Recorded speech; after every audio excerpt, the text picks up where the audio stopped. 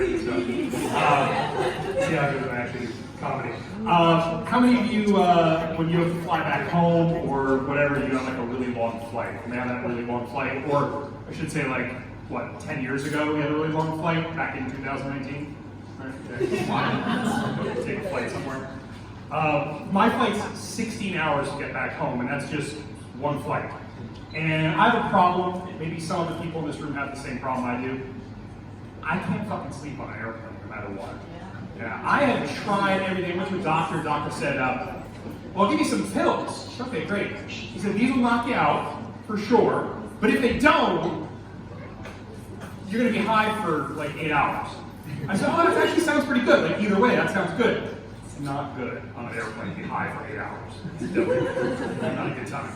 So, try drinking. That doesn't work either. So, nothing works, so what do? Well, you gotta plan out like your entertainment for 16 hours. That's like 8 feature-length movies. And I'm not one of these people who plans very well, so I'm not gonna like download shit on my computer, so I just use the entertainment system on the airplane.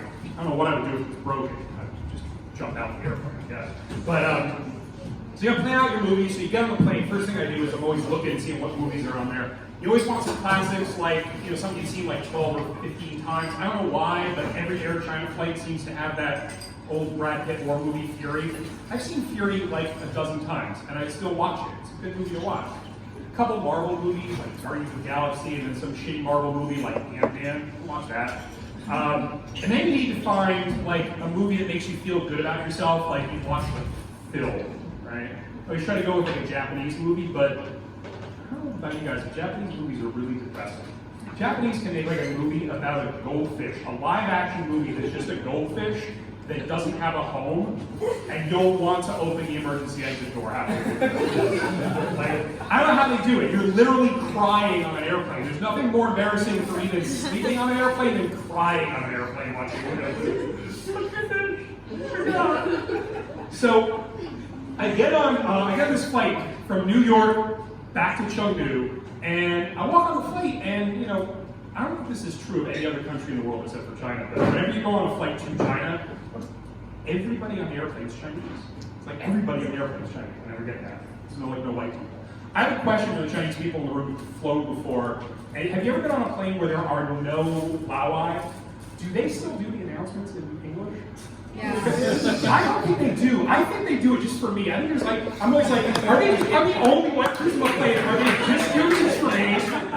Like they saw me like, wow, fuck.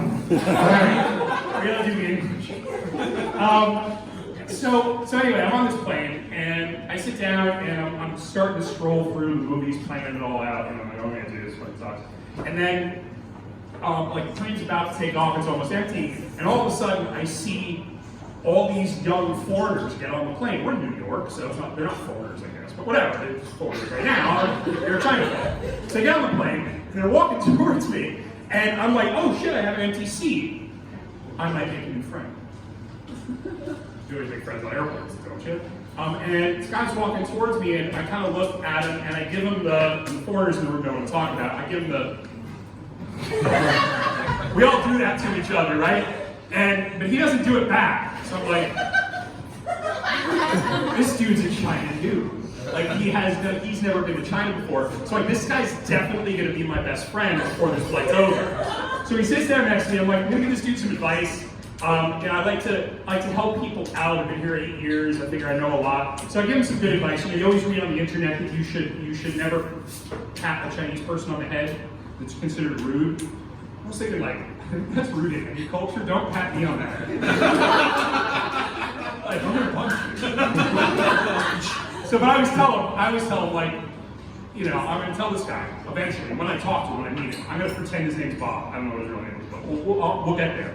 Like, you should always rub Chinese people on the head. They'll tell you that. The other thing I'm gonna tell him is, when you walk into a Chinese person's house, never take your shoes off no matter what they say.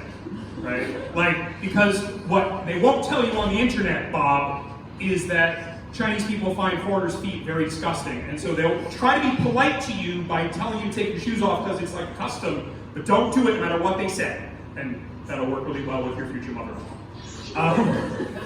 So this is my plan anyway, but we got 16 hours, we have a long time to develop this friendship. So I don't say anything to him, right? Just thinking. He sits down, we take off, he starts watching his entertainment, I start watching my entertainment. I'm about halfway through Fury at this point, for the Shia LaBeouf's fucking going off that shit. Whatever. It's a great movie. You should watch it. If you haven't seen it, I know it's like a niche film, but it's a really good movie. I can recite it. Maybe I'll do that for my next set. So anyway, I'm looking over about halfway through Fury, and I notice this guy's watching HBO True Detective season 1 with like Woody Harrelson. I've never seen it. And I'm like, how is True Detective? I didn't even check it. I never checked the TV, so I checked the TV and I stopped Fury, and I'm like, fuck, that's 10 hours. Bob, I love you. You're my best friend. I have 10 hours of it. I can binge watch this fucking show. And do you ever have a friend like, and I want to binge watch it not because I necessarily want to see it, but I have an aggressive friend who's like, dude, you watch fucking True Detectives yet? Like, no, dude, I've heard it's good though. A couple people have told me to watch it. Dude, watch that shit. What the fuck's wrong with you? Do you have friends like that who are very aggressive about making you watch their TV shows?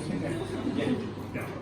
So I'm gonna watch this. So anyway, I'm gonna finish Fury, and I'm planning it out. I'm gonna watch like at least like one Marvel movie, and then I'll ease into that, and I'll finish the flight with that. The girl tax.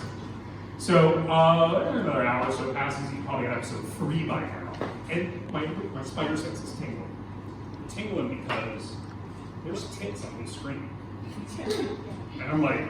Because I'm a guy, so like if there's tits on a display screen within like 300 feet, I'm like, so I look over and I'm like, wow, this is a HBO softcore porn scene, which is like, as an old guy, that's like the only porn I had access to as a child. So this, I go, woo! And then something really weird happens. This fucking dude grabs his pillow and covers his screen with his pillow.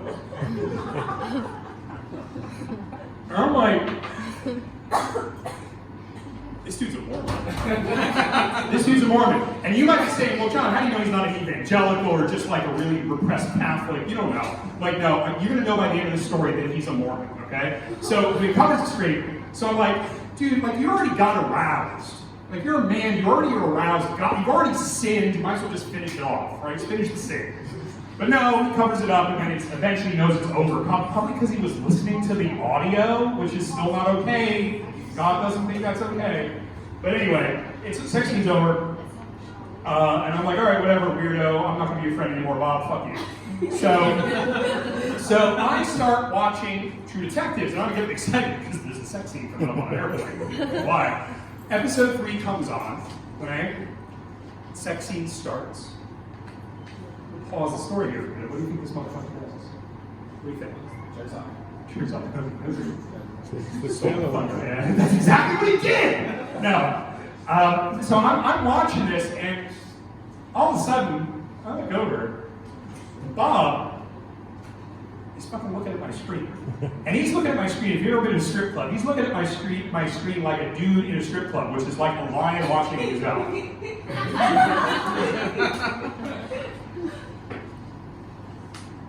God doesn't work that way, at least the God that I imagine doesn't really fucking exist. In your head, do you really believe that, like, okay, I am watching this, so I can't watch the sex scene, but if I accidentally see some porn, it's not a sin? Like, that's not how this works.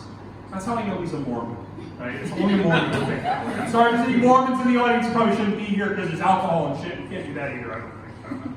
But anyway, I'm pretty sure that God doesn't work that way, but it did give me a business idea. My business idea is this. You can probably find Mormons, and if you are willing to pull up Pornhub on your computer in a room with a Mormon, they might pay you for that. As long as you are pulling it up on your computer, they can stand behind you and just casually watch the porn. And it would be okay. And I figured like $200 an hour, I think, and double if you want to jerk off. Anyway, that's my set. Thank you very much.